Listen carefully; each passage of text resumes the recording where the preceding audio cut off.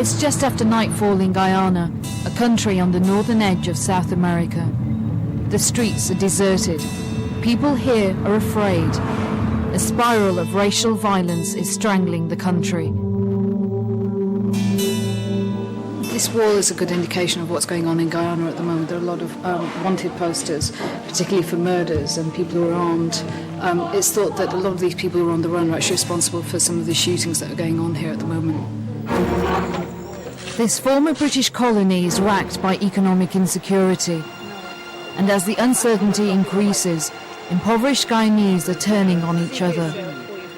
Killings that they call street justice.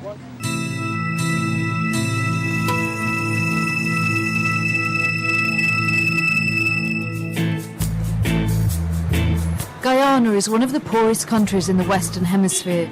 The average income is under $20 a week. This abject poverty is fueling killings where both Indians and Africans are dying.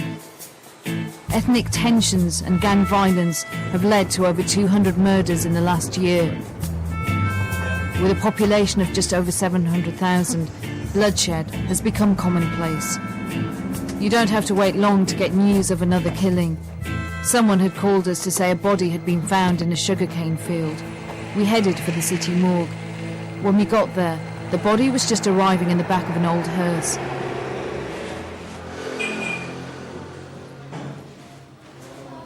This is everyday business for the local news station.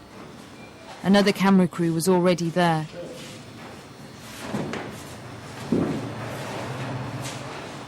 I don't really want to take a look, to be honest.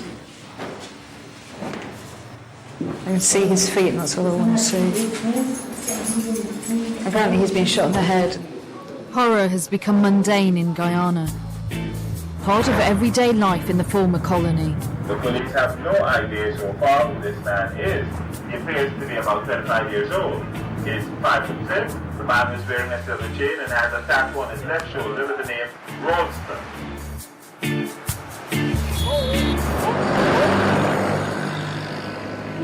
The nationalised sugar industry is Guyana's biggest employer. Money from exporting the crop mainly to Europe has helped to prop up an otherwise crumbling economy. But now that economic lifeline may be severed. The World Bank has told the industry to cut costs, and that means cutting jobs. Pull it. This is the sweetest thing ever. It's bad for your teeth. There's nothing sweet about the future for these workers. A long-standing arrangement to sell sugar to the European Union at subsidised prices is also under threat. At the Wales plant, it's the last day of the harvest. How many people would suffer? You have about, let me say, about 1,700 people working on this estate. Just this one? Just one estate. How many are there in Guyana? Oh, you have 8. 8? Yes, an average about 20,000 workers. And you have over 60,000 people. Depends on this 20,000. With a population of less than 1 million, the economic impact of losing over 5,000 jobs will be severe.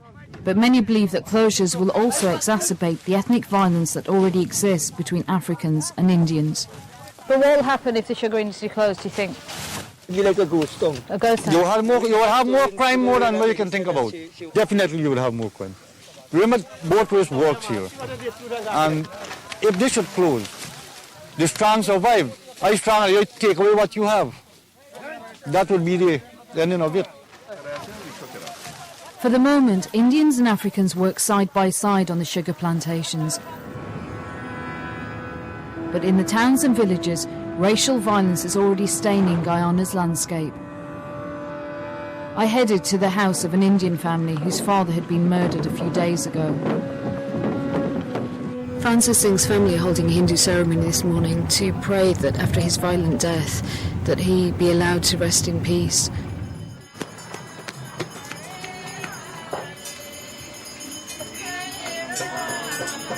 For many families in Guyana, life still revolves around the customs and ceremonies of their forefathers. Francis Singh was a bus driver who was shot in the head as he drove through a village called Buxton.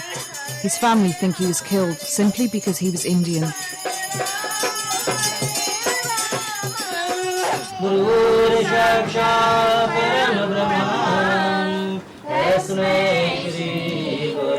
four boys here in white shirts are Francis Singh's sons.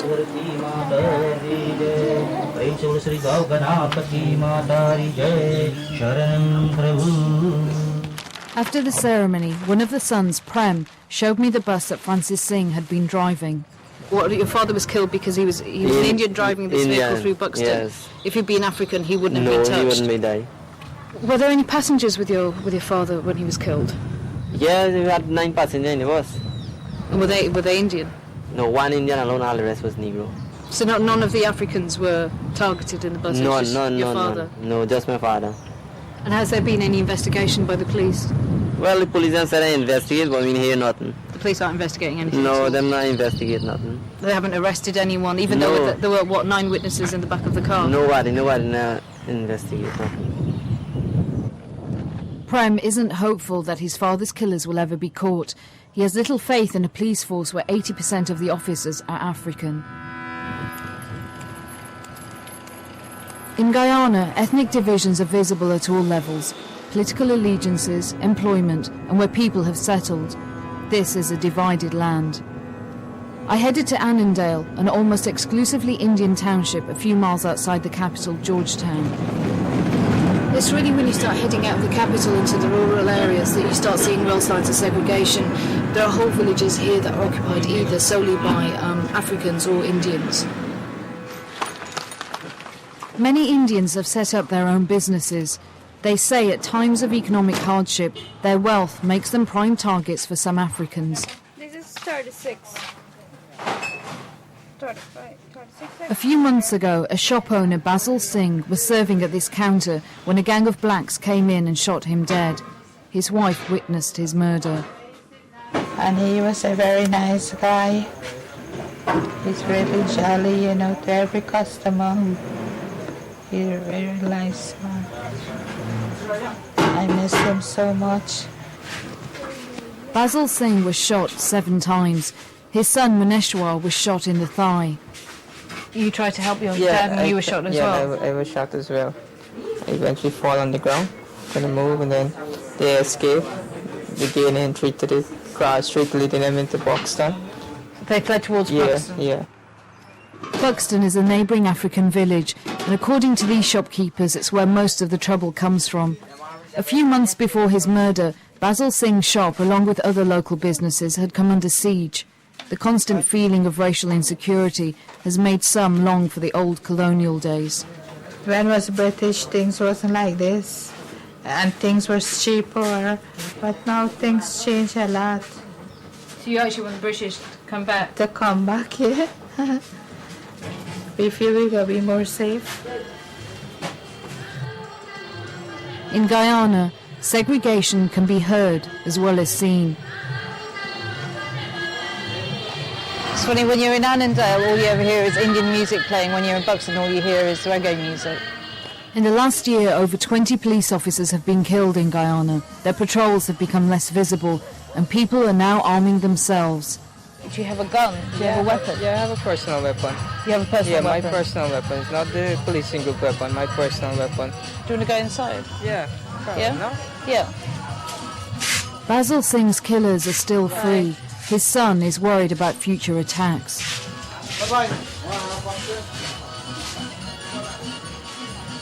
Is it an automatic? It's an automatic. Oh, it's loaded now. He told me that his friends had formed a group to patrol the streets. Are the patrol out at the moment then? Yeah, that's over there. It's over They're there. just patrolling up and down? Yeah, just patrolling up and down, yeah. But these men aren't lawless vigilantes. They've been given permission by the police to set up an armed patrol unit. They've been trained to use their weapons and have licenses for them.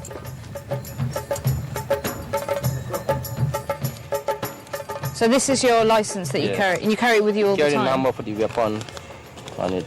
At the front. This is license gun, license number. I just want to keep my feet away from the bottom of your gun. This is the number. The number is here. Right, so the serial number's on there. Did the police ever come and check your weapons? Yes. When we do patrol, police come in patrol to then stop it, check it. Okay? Okay. Yeah. You don't have to walk far in Annandale to come across stories of violence. Hello. Hello. Michael's house was raided by gunmen who took his father hostage. When your father was kidnapped, did they ask for a ransom? They asked for money? Yeah, 20 million. Guyanese dollars? Yeah. And was any of it paid? No, I just kill him. Like he fighting with them, you know? So they killed him anyway? Yeah, 5 shots in the face.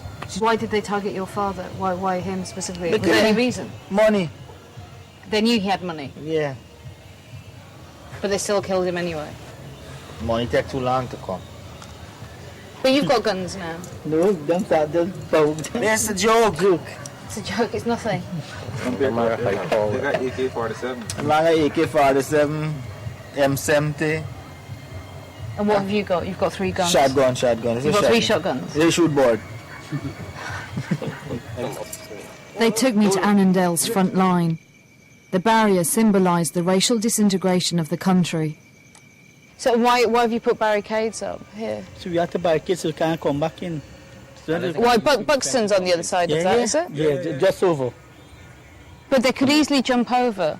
Well, they won't take the chance, because we get this. Not like the first time we come and attack, we don't have a weapon. So this is the only way that you could defend yourself yes, before, yes. just put barricades. Yes. But now that you've got guns, it's easier for you.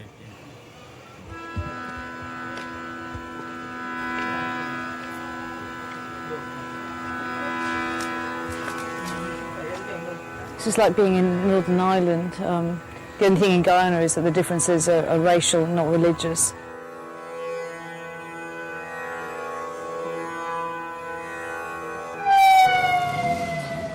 In an effort to combat poverty, the government has set up a number of new housing projects, but there have been problems here too. One of them got a visit from the Prime Minister. We're following the Prime Minister's convoy into a township called Collegan. There have been a spate of attacks against the Indians there. Prime Minister Sam Hines is an African in a predominantly Indian government.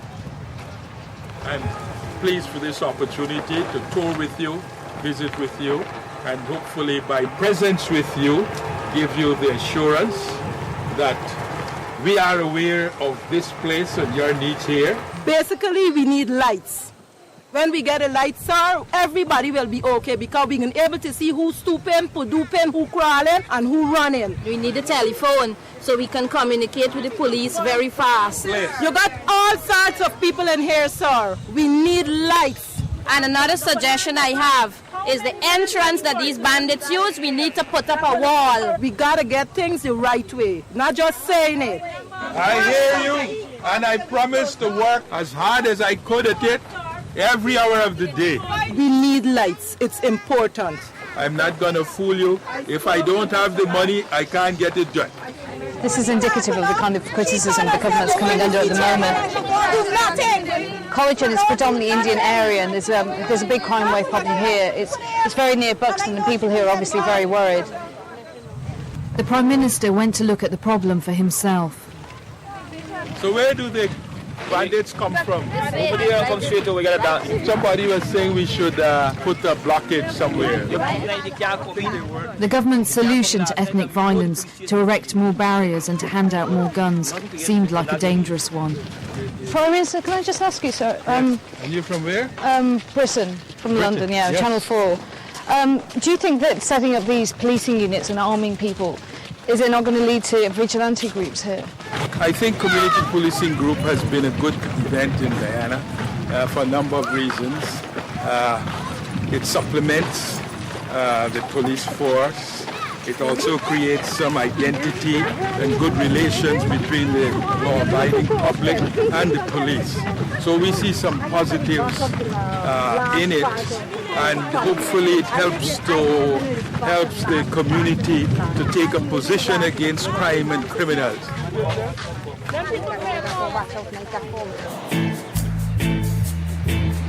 I decided it was time to go to Buxton to find out how they saw the problem. You see quite a lot of traffic going up and down this road, but it's really rare to see people move between Buxton and Annandale. 3 years ago, when an Indian-backed government was voted into power, there were riots in these streets. Indians in neighbouring villages were attacked, but the people of Buxton say they too are suffering. victims of economic discrimination. Unemployment here runs at over 70%. You need jobs. A lot of crime won't happen. Here, if they get jobs, they need jobs. And that is our greatest problem. We need jobs. If they take on black, is one black person that might take on, and the rest is Indian. So we are suffering. So the Indians are getting all the jobs? Getting all the jobs. The contracts is the Indian getting the contracts. They might take down the few laymen. But if you walk around and look around Guyana, you can see it. But the government's not doing anything to help? No, nothing to help. Because it's who dying? It's me race dying. Although the majority of police officers are African, some in Buxton see them as agents of an Indian government. This lack of trust is exacerbated by allegations that some officers are taking the law into their own hands. The current spate of violence seems to have started with the death of a man, Shaka Blair, shot by the police over a year ago. The police claim that they acted in self-defence after Shaka fired first. His cousin took me to the house where it happened. Can you just tell us what happened the night that he was shot? Yeah, this is where he was living. So this is where they shot him and dragged him down the step and shot him in front of his wife and children and just dragged him out and take him away.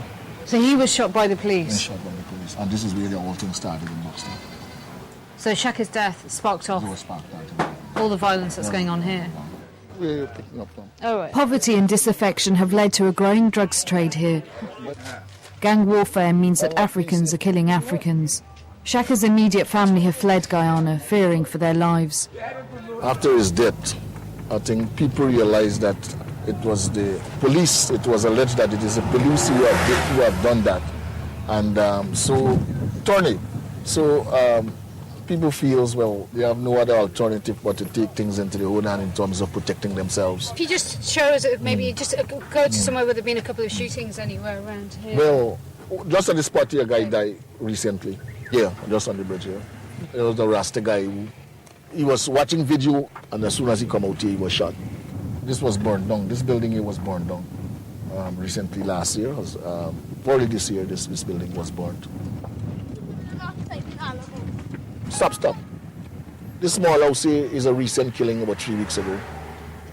In this place here? Yeah, that small house there. Well, what happened now? People came in and killed about 3 guys. We don't know who it is that did it.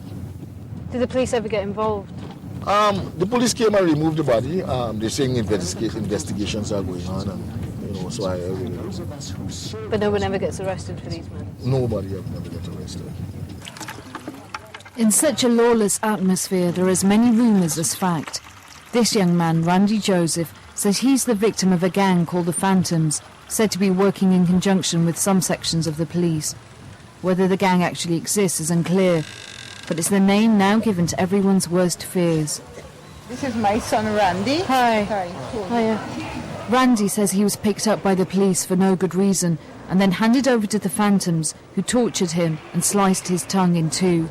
What did they do to you? They beat me, shock me up. Electrocuted you? Yeah. I got back out. They tried to cut your tongue off? Yeah. Do you recognise the people who tortured you? Yeah. I recognise them. They were local people? Yeah. But you say that you were taken from the police station by police officers to this Phantom house? Yeah. And that's where you were tortured? Yeah. The Phantom Death Squad has entered Buxton's mythology. Any unexplained crime is now their work. Who do you think the Phantom people are? They're people, they're how do I say, they're ordinary people just like me and you.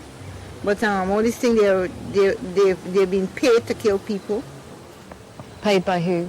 I don't know who was paying them, but somebody's paying them. And the government, they know about the Phantom. They got to know about the Phantom because they're not doing anything about it. Life's been going down every day, and then there's nobody really interested in human life. And who are they targeting? Who are they killing? Well, they're killing African people. Every day is African people dying. You may get a few Indian, but 1 or 2. But the majority, if they get 5 or 10 black people, you may get 1 or 2 Indian.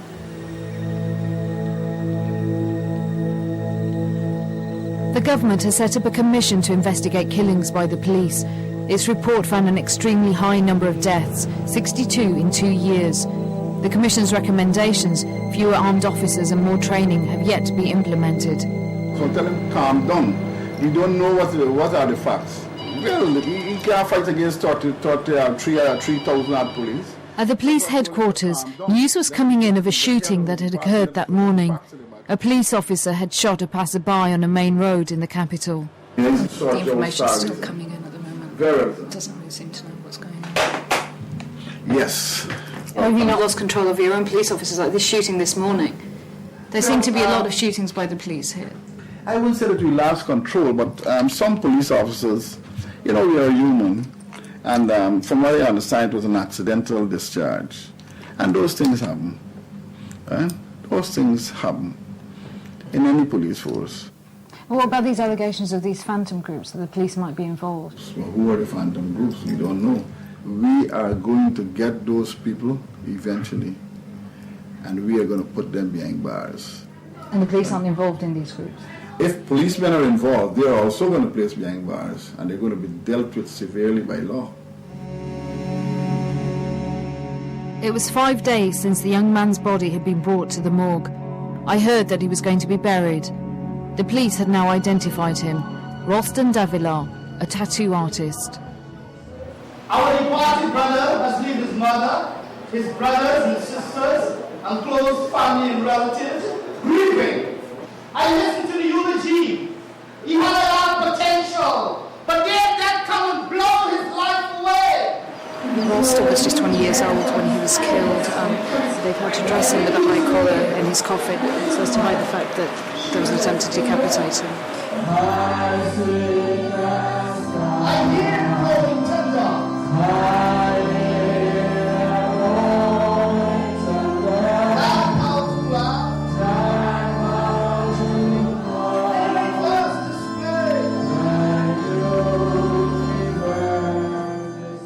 The police claimed that Ralston had been part of an armed gang.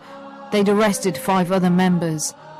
Like many relatives of Guyana's dead, Ralston's aunt still insists that her nephew was an innocent victim. He was very brutally murdered, though. Yes, it's in the news, we saw it, we didn't know anything, and we didn't even certain it was him. You weren't right? We weren't certain it was him. It's not a case that he had a problem with nobody or them sort of things, though. And he worked and he wasn't involved in any kind of gangs or anything like that?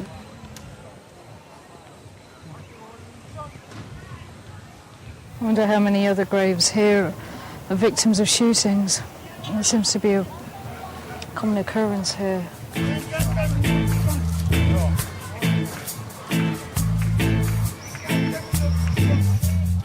As the body count increases and the economy falters, confidence in the government is evaporating. For many Guyanese, there's only one permanent solution. It's estimated that every year, 10% of the population is emigrating. This is a real visible sign of people desperate to leave Guyana. It's 6:30 in the morning, there's a long queue already outside the US Embassy, and most of the people queuing up for visas are Indian. With a forthcoming election comes the likelihood that disaffection will further fuel ethnic violence. Legally or illegally, people are voting with their feet. What is left for those who remain is an uncertain future.